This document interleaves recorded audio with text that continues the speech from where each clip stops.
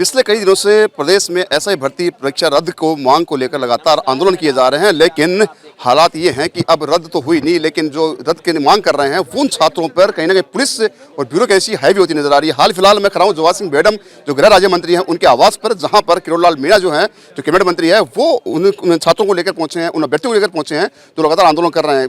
खास बात यह है यहाँ पे कि पिछली रात देर रात महेश नगर पुलिस थाना की एसएचओ जो है कविता शर्मा, उन्होंने यहाँ पे इनके घरों में दबिश दी है। रात को 11:30-12 बजे लगभग देर रात उनके घर में दबिश देकर उनको डराया धमकाया गया है, उनको थाने लेके गई है। तब जाके गुस्से में आकर किरोड़ी लाल मीणा पहुंचे हैं और गृह राज्य मंत्री जवाहर सिंह बेडम से बात करते हुए पूरे मामले की हल निकालने की बात कही है। मेरे साथ कुछ छात्र मौजूद हैं जो उस मौके पर मौजूद थे और तमाम उनके साथ जो जाती हुई। क्या नाम आपका? मेरा नाम देवेंद्र शर्मा है और विकास हमारा लॉ में जूनियर स्टूडेंट रहा हुआ है। मैं अभी हाई कोर्ट में प्रैक्टिस करता हूं। तो देर रात इसका फ़ोन आता है कि भैया हमें जबरन तरीके से पुलिस प्रशासन द्वारा उठाया जा रहा है, ज्यादती की जा रही है, गाली गलौज किया जा रहा है, हमारा दरवाज़ा तोड़ने की कोशिश की जा रही है। कितने बजे के लगभग आया? ये रात को 11-11:30 बजे के लगभग। मैंने कहा आप डरो मत, मैं वहाँ पहुँच रहा हूँ। और उसी दरमियान हमने किरोड़ी लाल बाबा को सूचना पहुँचाई और हमारे पहुँचने से पहले किरोड़ी लाल बाबा वहाँ पहुँच गए थे और वहाँ पे एसएचओ कविता शर्मा द्वारा बिना किसी इनको पूर्व सूचना के रात को 11:30 बजे उठाने का पूरा प्रयास किया जा रहा था, जबकि ये कमरे में अपनी पत्नी के साथ मौजूद थे। और इसी तरीके से मेरे फ्लैट पे लादू जी को पकड़ने के लिए पुलिस की टीम आती है और हमसे पूछताछ करती है कि लादू कहाँ है, उसको आपने कहाँ छिपा दिया, कहाँ भेज दिया। तो मैं सभी प्रशासन से ये भी पूछना चाहता हूँ, क्या मेरे ये सभी छोटे भाई या ये सभी छात्र क्या आरोपी हैं, आतंकवादी हैं जो ये 4-4, 5-5 दिन से भागे फिर रहे हैं? और क्या गुनाह कर दिया इन्होंने? क्या एक न्याय की आवाज उठाना गलत बात है? ये गुनहगार की तरह पूरे छिपते फिर रहे हैं। अगर आप में पुलिस प्रशासन में इतना ही वो है और मजबूत हो आप, तो उनको पकड़ो ना जिन्होंने पेपर लिया है। इन लोगों की क्या गलती है? केवल एक मांग उठाना क्या गलत है? जबकि इनका ऐसा कोई प्लान नहीं था कि हम कोई राइजिंग राजस्थान में कुछ कर रहे हैं या हम सरकार के खिलाफ कुछ कर रहे हैं। बाबा ने इनको आश्वासन देके उतारा था कि भाई आप आओ और मैं आपको मुख्यमंत्री जी से मिलाता हूँ, ये मेरी जिम्मेदारी है। मुख्यमंत्री जी से मिलाने के लिए 5 तारीख को हम बाबा के वहाँ ये सभी छात्र इकट्ठे होने वाले थे, सभी छोटे भाई इकट्ठे होने वाले थे। तो उससे पहले पुलिस रात को दर्जनों जगह, एक जगह नहीं हुआ है सर, ये तकरीबन 10 से 12 जगह हुआ है। और वहाँ से लोग बच्चे पीजी छोड़ के भागे हैं। एक छात्रा गरिमा गुजर, जिसके बारे में अभी बाबा बता रहे थे, वो पुलिस के डर से जयपुर छोड़ के उसके घर चली गई अजमेर। अब पुलिस प्रशासन इनके साथ इन अपराधियों की तरह क्यों व्यवहार कर रहा है? सूचनाएं हैं, चर्चाएं हैं कि पुलिस ने धरना प्रदर्शन की आशंका को लेकर, कि विरोध प्रदर्शन की आशंका को लेकर आपसे कार्रवाई की। अभी जैसे बाबा ने भी स्पष्ट कर दिया और जो इन सब छात्रों से बात हुई है, मैंने खुद ने भी एसआई का पेपर दिया है, तो जो मुझे भी जानकारी है उसके अनुसार ये था कि भाई 5 तारीख को सभी छात्र बाबा के वहाँ जा रहे थे और वहाँ से बाबा सीएम साहब को से मिलाने के लिए, क्योंकि बाबा ने टंकी से उतारा था, तब इनको आश्वासन दिया था कि भाई मैं सीएम साहब से आपको मिलाने लेके चलूंगा, आपकी मांग रखवाऊंगा। तो मिलाने के लिए बाबा 5 तारीख को सीएम साहब से मिलवाने के लिए लेके जाने वाले थे और ये सभी छात्र 5 तारीख को बाबा के वहाँ इकट्ठे होने वाले थे। और न्याय की गुहार बाबा के द्वार, इस नाम से ये सबसे अपील कर रहे थे कि भाई आप सब बाबा के पास आना, बाबा हमारी जायज मांग को सीएम साहब के पास पहुंचाएंगे। कोई आंदोलन की तैयारी नहीं थी, कोई धरने की तैयारी नहीं थी और किसी भी प्रकार का कोई राइजिंग राजस्थान में खलल डालने की तैयारी नहीं थी। और एक छात्रा को रात को 11:30 बजे बिना किसी पूर्व सूचना के, जबकि सुप्रीम कोर्ट के सख्त आदेश हैं कि बिना 6 बजे बाद किसी महिला की गिरफ्तारी नहीं की जा सकती, उसके बाद 11:30 बजे से बिना किसी नोटिस के, बिना किसी पूर्व सूचना के इस मंजू को, आप आइए मंजू, इस छात्रा को रात को 11:30 बजे उठाया जाता है। क्या ये लोकतंत्र में अच्छी बात है? ठीक है, देखिए छात्रों की मांग जायज़ है, अभ्यर्थियों की मांग जायज़ है कि जहां पर मुख्यमंत्री भजनलाल शर्मा लगातार महिला अत्याचार और महिला सुरक्षा की ढिंढोरा पीटते नजर आ रहे हैं, वहीं पे कल की जो घटना हुई देर रात पुलिस द्वारा एक छात्रा को उठाया गया, वो बहुत निंदनीय है। मेरे साथ लादू राम भी मौजूद है, जिसको भी लेकर वहाँ पे सर्च ऑपरेशन चलाया गया था और जिसको पकड़ने की कोशिश की थी। लादू राम, पूरा मामला थोड़ा सा डिटेल से बता दीजिए। देखिए ऐसे है कि जब हम टंकी पे चढ़े थे तो सरकार का तो कोई नुमाइंदा जो जयपुर में है वो कोई हमारे से हाल पूछने नहीं आया था, लेकिन मैं धन्यवाद दूंगा जो शख्स जो विपक्ष में रह के भी 2021 से हमारे साथ जुड़ा था और हमारी लड़ाई को जो है साथ दे रहा था और अब सत्ता में रहते हुए भी हमारा साथ दिया। अपने भाई का चुनाव छोड़ के जो है तीसरे दिन जब हम टंकी पर भूखे प्यासे रहते, उन्हें सूचना मिली तो अपने भाई का चुनाव छोड़ के हमसे बात करने के लिए आया। डॉक्टर साहब ने हमें आश्वासन दिया था उस दिन के जो है मैं चुनाव के बाद जो है आपकी जो है बात सीएम तक पहुँचाऊँगा और आपको सीएम साहब से मिलवाऊँगा। तो थोड़ा सा वक्त लंबा हो गया और हम लोग जो है थोड़ी तबीयत नाजुक थी हमारी, तो हम जो है वापस डॉक्टर साहब से मिले थे अभी 2-3 दिन पहले। तो डॉक्टर साहब ने हमें आश्वासन दिया था कि तुम जो है एक दिन हम सारे इकट्ठे होकर मेरे पास आ जाओ और हम लोग जो है सीएम, मैं आप लोगों को जो है सीएम साहब से मुलाकात करूंगा। लेकिन पता नहीं इन प्रशासन के पास और सरकार के पास किसने ये गलत मैसेज इनपुट पहुंचा दिया कि हम लोग जो है राजस्थान में ये करेंगे, मोदी के सामने ये करेंगे, वो करेंगे। हमारा कोई ऐसा नहीं था, ना हमने कोई सोशल मीडिया पर अपील की थी, ना हमने कुछ किया था। ये प्रशासन के नुमाइंदे, पुलिस प्रशासन जो है हमें इतना परेशान कर रही थी पिछले 3 दिन से। कल रात को पुलिस की गाड़ियां मेरे गांव तक भी गई, मेरे पास अलग अलग jगहों से फ़ोन है, हमें फ़ोन बंद करना पड़ा। हम भूखे प्यासे 3 दिन से कभी इधर भटक रहे, कभी उधर भटक रहे। मेरे 2-3 आवास पे भी गई, मेरे दोस्तों के फ्लैट पे मैं जा रहता था, वहाँ भी गई। लेकिन ये प्रशासन का नुमाइंदा आखिर क्यों ये ऐसा बर्ताव कर रहा है? क्या हम लोकतंत्र में आवाज़ उठाना भी गुनाह है? क्या हम लोग जो है आवाज़ भी नहीं उठा सकते? क्या अब हम जो है सुख चैन से, क्या हमें जीवन जीने का अधिकार भी नहीं है? क्या आर्टिकल क्या कहता है? ये नहीं कर सकते हम लोग? आप किसके दबाव में रात को ये गिरफ्तार कर रहे हो, रात को ये कर रहे हो? मैंने जब पुलिस वालों से पूछा तो उन्होंने कहा हमें आपसे बात करनी है। ये बात करने का समय थोड़ी होता। अगर आप कौन सी वो लड़की है जिसको उठाया गया रात को? मंजू शर्मा है, जो मेरी बहन है, जो सोशल मीडिया पे जो है इसने 1-2 बार हमारा साथ दिया था, आवाज़ उठा रही है। ये तो आरएस की तैयारी करती है, इसको पता नहीं। प्रशासन के नुमाइंदा रात को एक महिला को रात को 11 बजे 11:30 बजे गिरफ्तार करने गई, वो भी बिना महिला कांस्टेबल के, केवल और केवल एक एसएचओ कविता शर्मा। ठीक है, मैं खुद मंजू शर्मा गुजर मेरे साथ मौजूद है, उनसे बात कर लेता हूँ। पूरा मंजू शर्मा जो पूरा मामला क्या है, जिनको उठाकर थाने ले गई कविता शर्मा, एसएचओ जो है महेश नगर की।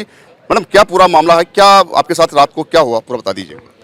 सर, मैं अपनी पढ़ाई कर रही थी, मुझे नहीं पता, मुझे बाहर से ऐसे आवाज़ आई कि कोई है बाहर। तो मैंने सर गेट खोल के देखा तो वहाँ पे 3 कांस्टेबल थे और एक मैम थी। तो उन्होंने बोला कि मंजू आपको हमारे साथ चलना पड़ेगा। तो मैंने पूछा मैम क्यों चलना पड़ेगा? तो उन्होंने बोला कि हमें नहीं पता, बस आपसे पूछताछ करनी है, आपको हमारे साथ चलना पड़ेगा। तो सर मैंने फिर भी पूछा उनसे कि मैम फिर भी क्या हो गया है? तो उन्होंने बोला कि मैम ऊपर से आदेश हैं, अब बस हमें आपसे पूछताछ करना पड़ेगा।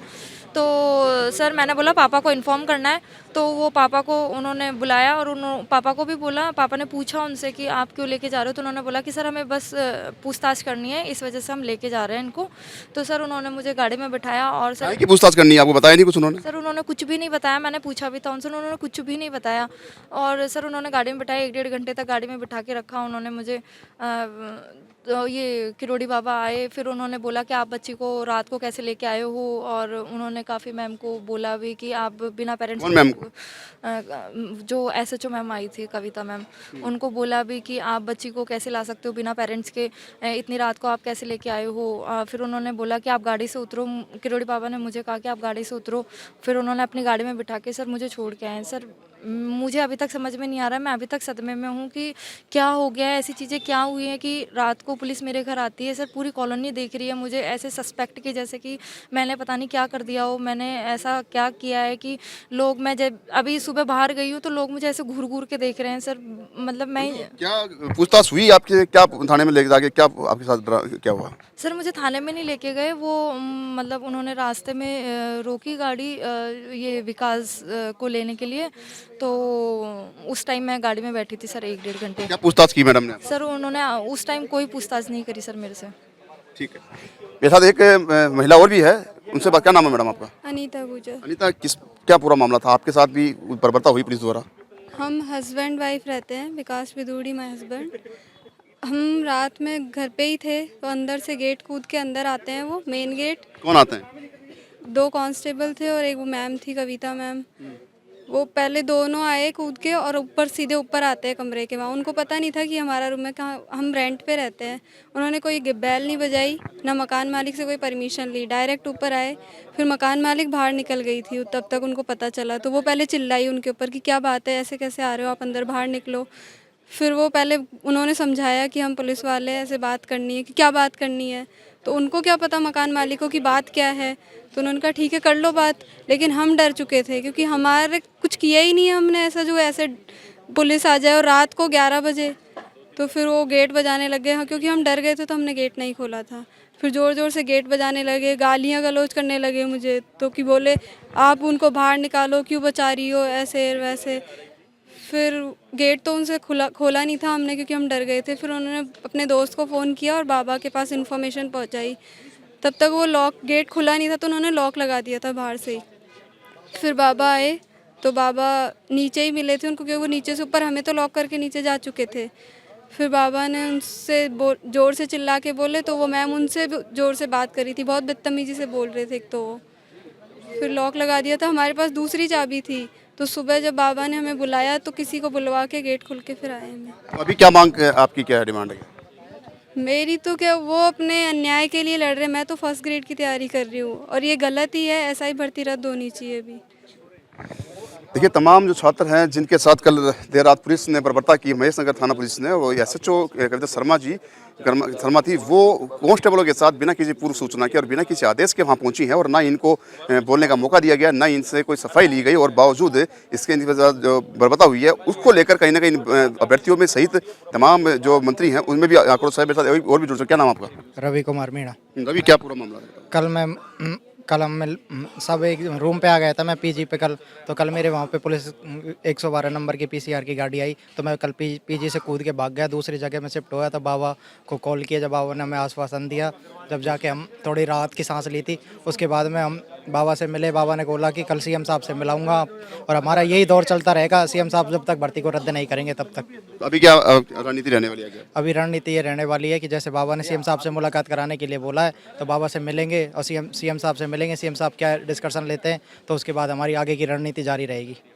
तो ये तमाम छात्र यहाँ गृह राज्य मंत्री जवाहर सिंह मैडम के आवास पर पहुंचे हैं, जहाँ पे जन सुनवाई चल रही थी। जन सुनवाई के दौरान उन्होंने किरोड़ीलाल मीणा का साथ लिया है, जो कैबिनेट मंत्री है। किरोड़ीलाल मीणा ने जो कटाक्ष किए हैं वर्तमान ब्यूरोक्रेसी पर, वर्तमान पुलिस में, वर्तमान पुलिस की इंटेलिजेंसी पे, उन्होंने बेवकूफ़ और फर्जी बताया है कि ऐसी बेवकूफ़ाना हरकत कौन इंटेलिजेंसी कर सकती है। ऐसे में भी जवाहर सिंह मैडम गृह राज्य मंत्री ने भी इनको आश्वासन दिया है छात्रों को और किरोड़ीलाल मीणा को कि मुख्यमंत्री से मिलकर तमाम जो हथकंडे हैं वो किए जाएंगे, जमाम कार्रवाई की जाएगी। सबसे खास बात यह है, किरोड़ीलाल मीणा ने पूर्व में प्रेस कॉन्फ्रेंस की है कुछ ही देर पहले, यहाँ पे उन्होंने साफ कर दिया है कि SHO जो है, जिन पे आरोप लगे हैं, कविता शर्मा जो महेश नगर SHO जो है, वो उन पर 2017 में मुकदमा दर्ज है और वो फर्जी तरीके से भर्ती हुई है, उनको गिरफ्तार करने की यहाँ पे मांग की गई है। अब मुख्यमंत्री भजनलाल शर्मा की सरकार जो डबल इंजन की है, रामराज की कही जाती है, वो किस प्रकार में कार्रवाई करती है, वो देखने वाली बात होगी। सोगी कमरा जोगेश्वर दास, संदीप अग्रवाल, गोल्डन न्यूज़, जयपुर।